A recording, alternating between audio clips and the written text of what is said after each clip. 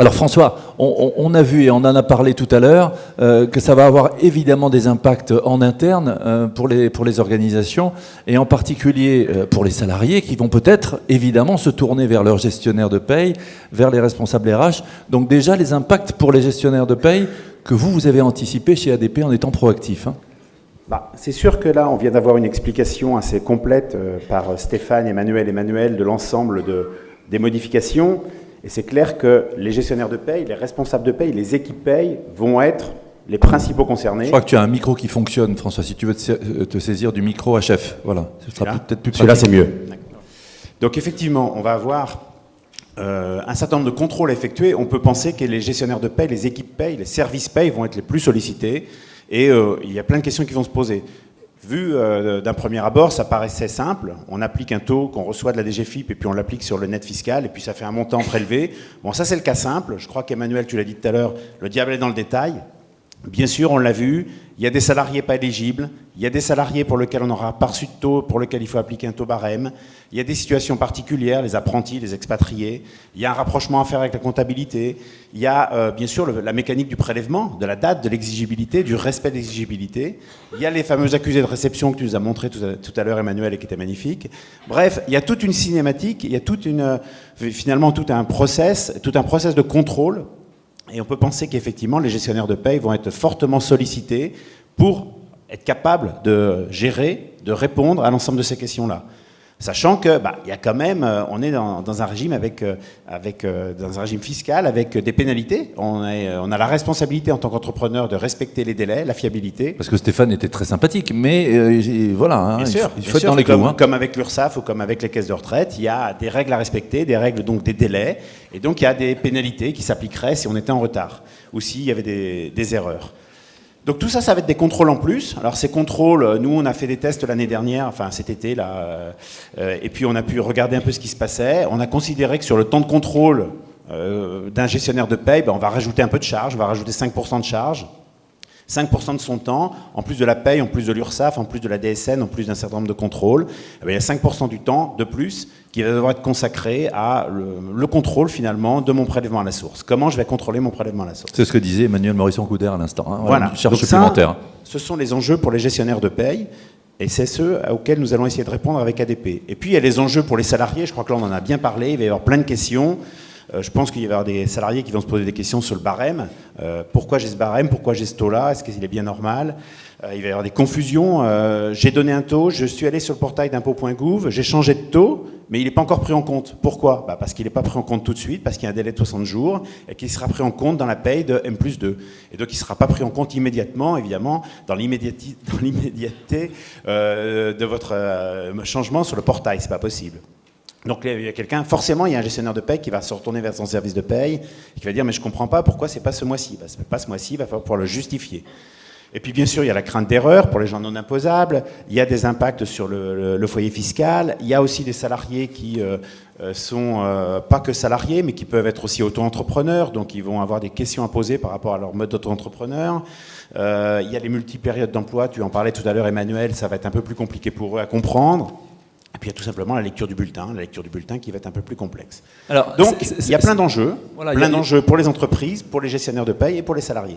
Voilà, et tous ces enjeux, toutes ces questions, forcément à un moment ou à un autre, même si l'interlocuteur unique et privilégié, c'est la DGFiP, forcément, naturellement, comme vous le dites François, les collaborateurs vont se tourner vers leur gestionnaire de paye. Alors les collaborateurs vont se tourner forcément vers leur direction des ressources humaines, vers les RRH, vers les gestionnaires de paye. Et donc l'idée, l'ambition d'ADP, c'est d'accompagner ces équipes-là pour mieux répondre à leurs collaborateurs. Et là, il y a une question de pilotage. Comment vous allez pouvoir piloter tout ça de façon fluide, répondre aux questions, sans que ce soit chronophage pour toutes les équipes? Alors, pour commencer, il y a cette notion de contrôle. On a dit qu'il y avait 5% de temps à passer en plus.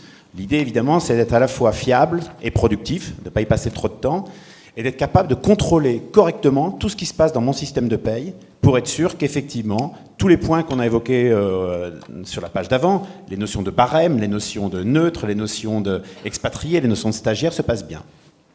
La proposition d'ADP sur le sujet, c'est de mettre à disposition de l'ensemble de nos clients un portail dynamique de contrôle du pass. Un nouveau portail, un portail orienté contrôle du pass, pour ceux de nos clients qui utilisent déjà un portail de contrôle de paye qui s'appelle ACE, je pense que certains le connaissent déjà, Assistant Contrôle Expert. C'est un portail nouveau, plutôt révolutionnaire, basé sur des technologies tout à fait innovantes de big data. Et donc l'idée, la proposition, et ce qu'on est en train de tester là, c'est de mettre en place sur le pass l'équivalent de ce portail-là, donc un portail dédié au contrôle du pass et mis à disposition de l'ensemble de nos clients. Donc un portail interactif, un portail qui va permettre d'aller, comme c'est le cas sur ACE aujourd'hui, du général au particulier, donc des résultats ou du prélèvement global du pass sur l'entreprise, puis par SIRET, puis par catégorie, pour descendre jusqu'au niveau du salarié, d'avoir des éléments de justification pour l'ensemble des cas particuliers, pourquoi j'ai un taux à zéro, pourquoi l'apprenti il est exclu, pourquoi donc avoir des éléments de justification, quel est le taux que j'ai appliqué, quels sont les taux que j'ai reçus mais que je n'ai pas encore appliqués parce qu'ils seront valables dans un mois seulement. Donc donner l'ensemble des éléments de contrôle et de justification au service de paye à travers ce nouveau portail qui est le portail de contrôle du pass et qui sera donc mis à disposition de nos clients début 2019. Ça veut dire concrètement, comment ça va se passer concrètement? Les personnes seront en autonomie et vont pouvoir vérifier si elles sont dans les clous ou pas, c'est ça? Les services de paye, avec ce portail qui va être alimenté à chaque calcul de paye, auront l'ensemble des éléments leur permettant de comprendre, de justifier comment c'est calculé le prélèvement à la source, d'un point de vue individuel et puis d'un point de vue global, de justifier le montant, pourquoi pas aussi de justifier auprès des services financiers et comptables de l'entreprise, de justifier le montant qui est prélevé globalement. Ce portail-là, portail mis à disposition, portail du pass, c'est une option. L'autre option, bien évidemment, classiquement, c'est de confier ce contrôle à ADP dans le cadre de l'externalisation de fonctions, ce qu'on appelle le Managed Services chez ADP. Donc l'externalisation de fonctions, c'est confier à ADP le contrôle du pass, comme nous faisons déjà le contrôle de la paye, le contrôle de la DSN. Ça, c'est l'autre option. Il y a un certain nombre de clients, on a plusieurs milliers de clients qui sont déjà en externalisation de fonctions. Je crois que tu disais tout à l'heure, Emmanuel, qu'effectivement, nous avons près de 1000 gestionnaires de paye. C'est leur métier au quotidien. Et ces 1000 gestionnaires de paye vont continuer à étendre leur périmètre de service pour contrôler maintenant le pass. Voilà. Donc, évidemment, dans ce cadre-là, la prise en charge du respect du délai et de la fiabilité, c'est ADP qui en prend la responsabilité. Donc, c'est aussi une prise en charge des éventuelles pénalités, en tous les cas du risque que représente le pass à ce titre-là. Donc, pour améliorer et pour faciliter ce contrôle, deux options possibles. Un module ou un portail de contrôle moderne ACE dédié pass, ou bien la délégation du contrôle du pass à ADP. Alors la délégation, il faut bien voir que ce sera un moyen aussi de décharger les gestionnaires de paye, les RRH et les DRH de ces sujets-là, puisqu'il va falloir accompagner les salariés et les collaborateurs. Donc on a vu qu'il y avait 5% de plus de charges de travail, donc là ça va être transparent en fait, hein, c'est ça si je vous suis bien. S'il y a une délégation du contrôle du pass, effectivement c'est ADP qui fait cette partie-là, donc c'est 5%, c'est ADP qui les prend en charge. Donc ça, c'est pour la partie contrôle, c'est pour la partie justification, c'est pour la partie préparation par les gestionnaires de paye et justification de l'exactitude complète de l'ensemble des calculs. Et on a vu ce que ça pouvait donner si jamais on n'était pas exact par rapport aux pénalités. Hein, donc, les pénalités et le risque que ça représente. En amont de tout ça, il va falloir accompagner. On l'a dit, répété, vous l'avez tous dit, je crois, tous les interlocuteurs précédents l'ont bien signalé. Le pass, ça se prépare. Et pour se préparer, il y a un certain nombre d'éléments de communication qui sont possibles et qui sont probablement nécessaires. La proposition d'ADP, celle que nous vous faisons pour cette année, un peu effectivement dans la droite ligne de ce qu'on a pu faire sur la DSN par exemple, ou sur le bulletin clarifié ou autre sujet, c'est de vous proposer un package d'accompagnement. Donc un package d'accompagnement. Alors, il y a une première option qui est un package qu'on a appelé essentiel. Bon, c'est un mot un peu marketing, hein, mais bref, c'est un package d'accompagnement essentiel. Et ce package d'accompagnement essentiel, il a trois piliers. La formation, la communication et l'information. Donc la formation, effectivement, à partir de l'automne, nous allons vous proposer des sessions de formation.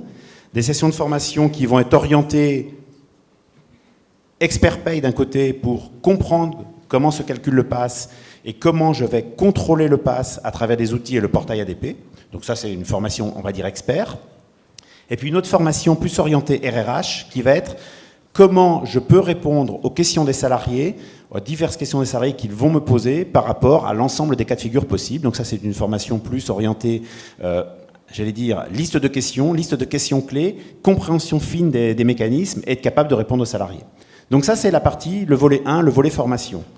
Le volet communication, je crois qu'Emmanuel l'a dit tout à l'heure, on a un devoir de communication, on l'a vers tout le monde, alors vers votre direction générale probablement, vers les IRP, même si sans passer par eux, d'un point de vue négociation, on va avoir besoin de les informer de comment ça va se passer, et puis tout simplement vers les salariés. Donc là, il y a un volet communication avec des kits. Pour ceux qui travaillent avec ADP, vous le savez, on a l'habitude de faire ça, c'est des kits de communication, des affiches, des fiches pratiques, des mises à disposition d'outillage, un outillage complet de communication permettant de dialoguer avec les salariés, avec la direction générale, avec la direction financière, avec les IRP. Oui, parce que forcément, François, il y aura des questions, et en particulier sur ce fameux net à payer, qui pose toujours souci, d'où le BSI en particulier, pour expliciter tous les autres avantages offerts par l'entreprise. Exactement. Donc on va avoir toute cette partie questions et toute cette partie communication. Ces formations et cette communication vont être mis à disposition à partir de septembre-octobre, donc à l'automne, dès qu'on va être prêt à la rentrée de l'été, on va pouvoir vous mettre à disposition à la fois les formations pour que vous puissiez vous former, et puis ces kits de communication pour que vous puissiez planifier entre septembre et décembre ces enjeux de communication que vous avez dans les entreprises. Et puis dernier point, le volet information. Donc le volet information, la proposition que nous allons vous faire, c'est un volet avec un encart, voilà, j'allais dire trivialement une feuille A4, mais une feuille A4 intelligente, une feuille A4 plutôt sympathique et qui a pour effet, qui a pour volonté de présenter le pass aux salariés et que nous pourrons joindre dans les bulletins de salaire, dans les enveloppes des bulletins de salaire au mois de novembre, pour que chaque salarié individuellement reçoive une explication sur la mécanique du pass. Alors, joindre dans les enveloppes, ça fait un peu dépassé. Je crois qu'il y a un certain nombre d'entre vous qui sont déjà passés en mode dématérialisation.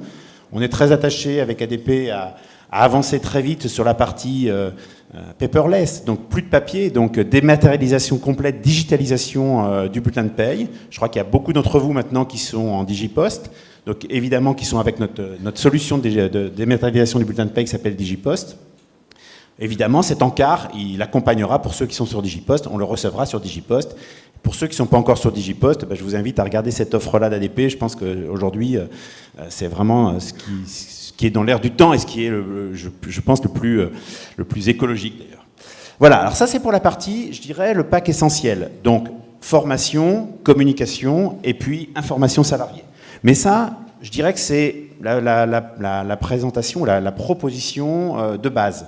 La proposition, je pense, la plus élaborée et la plus intéressante, c'est d'utiliser la possibilité que la DGFiP nous donne, celle de faire de la préfiguration, autrement dit de la simulation. Et c'est donc au-delà de l'information, au-delà de la formation, au-delà de la communication, qui bien sûr font toujours partie de ce pacte de communication confort, c'est d'aller vers la simulation. Et donc d'être capable, avant le mois de janvier, de savoir ce qui va se passer et de l'expliquer aux salariés. Comment ?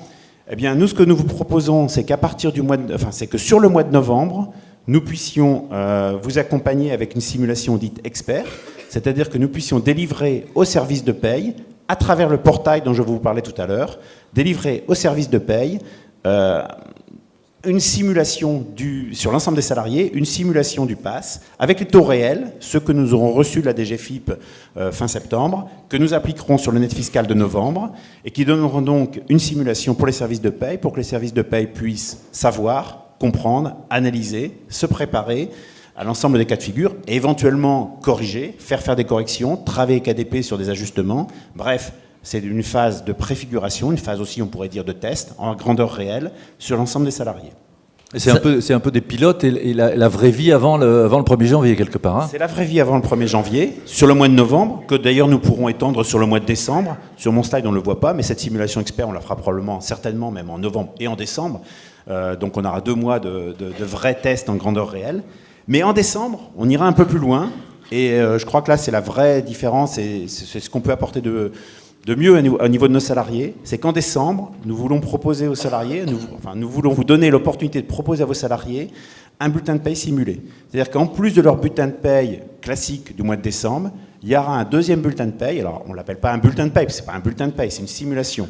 Donc, une simulation individuelle avec l'équivalent d'un bulletin de paye simulé, avec une simulation du prélèvement à la source, bien sûr, avec le taux réel, celui qu'ils ont choisi, enfin, pas choisi, celui qui est arrivé par la déclaration d'impôt et via les retours de DSN le 20 septembre, celui qu'ils auront pu modifier sur leur portail parce qu'ils auront choisi un taux individualisé dans le foyer fiscal ou voire pas de taux du tout, et donc dans ces cas-là, on aura appliqué le taux barème. Bref, une simulation salariée, et donc dans le bulletin de paye, dans l'enveloppe, je vais revenir à mon enveloppe, dans l'enveloppe du bulletin de paye de décembre, le bulletin de paye normal de décembre et un deuxième bulletin de paye simulé, avec des mentions bien sûr explicatives pour dire que ce n'est qu'une simulation, mais qu'on applique quand même le taux réel sur le net fiscal de décembre. À la fois pour que le salarié constate son taux, et deuxièmement pour qu'il constate aussi comment se matérialise sur le bulletin de paye, comme vous l'a montré Emmanuel Prévost tout à l'heure, comment se matérialise sur le bulletin de paye cette nouvelle notion de montant prélevé, net avant impôt, net avant prélèvement, pardon, net après prélèvement. Alors François, par rapport à ce que vous dites, je reviens sur ce que disait tout à l'heure Emmanuel Morisson-Couder. Emmanuel, vous nous disiez, attention, il y a un enjeu aussi de climat social quelque part. Et là, on voit tous les enjeux de communication, d'anticipation, de pédagogie. Et avec cette phase de test, la vraie vie, j'allais dire, on passe de la théorie à la pratique, c'est un moyen aussi de communiquer et de montrer que l'entreprise a pris toute la mesure de la situation pour éviter après que, évidemment, on vous dit « Oh, on n'est pas préparé, on ne savait pas, vous ne nous avez pas dit ». Je crois qu'on est en mode Big Bang pour janvier, ça s'applique à toutes les entreprises, tous les salariés vont être concernés. On l'a dit et redit, il va y avoir quand même des inquiétudes, des questions. Peut-être, je ne pense pas, mais peut-être des dysfonctionnements, ou en tout cas des choses quand on va aller saisir son taux qui vont peut-être moins bien marcher. Donc on a besoin de tester. Là, on est sur une communication globale. On fait à la fois de la formation pour vous, gestionnaires de paye, pour les équipes de paye, de la communication d'un point de vue institutionnel, mais également de la vraie simulation qui va directement jusqu'aux salariés. Et je pense que là, ça doit permettre, un, de rassurer les salariés, deux, de leur permettre de poser des questions avant le rush du 20 janvier, parce que le 20 janvier, ce sera trop tard, il faudra que la paye soit bonne, que le prélèvement soit bon et qu'ils partent à la DGFiP avant le 5, sinon, on a dit tout à l'heure, pénalité. Donc, du coup, effectivement, c'est une phase de préparation utile, nécessaire, et qui peut avoir lieu donc dès le mois de décembre pour les salariés, dès le mois de novembre pour les entreprises, dans cette phase de préfiguration. Voilà, c'est la proposition d'ADP d'accompagnement. Cette proposition, aujourd'hui, là, je vous la donne de façon très, très macro. On a prévu prochainement des WebEx, donc des calls et des WebEx animés par ADP, auxquels on va vous inviter. Vous allez recevoir ça sur vos boîtes mail ou sur votre CRM, et sur lesquels on expliquera de façon plus détaillée, on montrera aussi de façon plus détaillée les bulletins simulés et autres. Donc le 15 mars, le 22 mars, le 14 juin, et il y en a certainement d'autres encore, évidemment, à l'automne. Donc il y aura des WebEx où on rentrera dans le détail, on vous montrera un peu plus comment ADP vous accompagnera tout l'automne, en fait, on pourrait dire, tout l'automne sur cette phase de préparation au prélèvement à la source. François, ce qui est important, je le disais, on y revient, c'est que là, c'est un moyen aussi pour toute la fonction RH et tout l'écosystème RH de prendre la parole. Il y a une vraie prise de parole parce qu'on est dans un sujet qui est technique, un sujet social, mais un sujet sociétal aussi. Donc on dépasse le cadre de l'entreprise et il ne faut pas se rater du coup. Non, et puis je crois que la direction des ressources humaines va avoir un rôle prédominant dans les entreprises sur ce sujet-là. Donc un rôle où elle doit s'affirmer aussi. Elle n'a pas le droit à l'erreur, certes, mais deux, elle va pouvoir s'affirmer, pouvoir affirmer avec un package, avec une phase préparatoire et de communication. Je pense que c'est une bonne façon pour la DRH, pour la direction des ressources humaines, d'anticiper et puis de prendre position dans l'entreprise sur un sujet majeur qui touche 100% des salariés et qui est très sensible. Merci beaucoup François Gaudreau. Je vous demande d'applaudir François Gaudreau.